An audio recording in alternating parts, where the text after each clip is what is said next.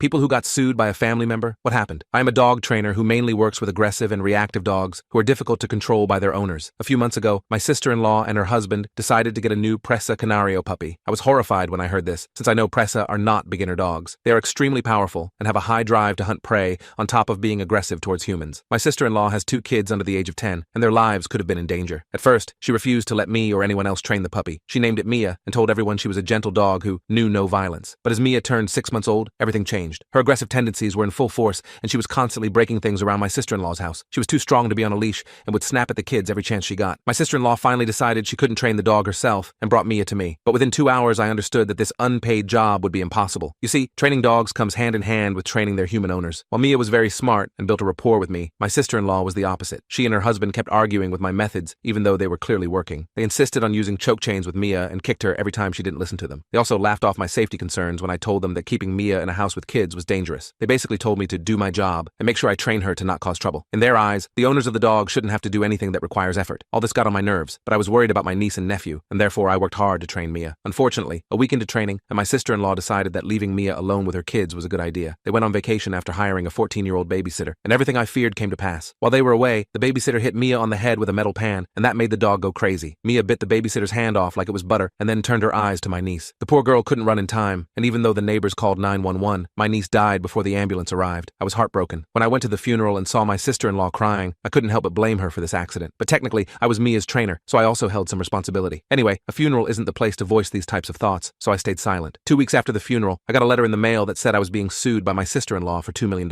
She claimed that her daughter died due to my negligence in training, despite the fact that I had warned her about this exact scenario about 10 different times. In the first place, I only make around $90,000 a year, so I don't know what made her think I would even have $2 million. Also, I was the kid's uncle, and even I'm still grieving. So why is her mother filing a lawsuit so soon? In court, I presented video recordings of me warning about the dangers of Mia being left alone with kids, as well as the emails I sent them. I also expressed my sorrow for my niece, who was a victim of something she had no control over. The case was thrown out, but my sister-in-law still claims it was my fault till this day.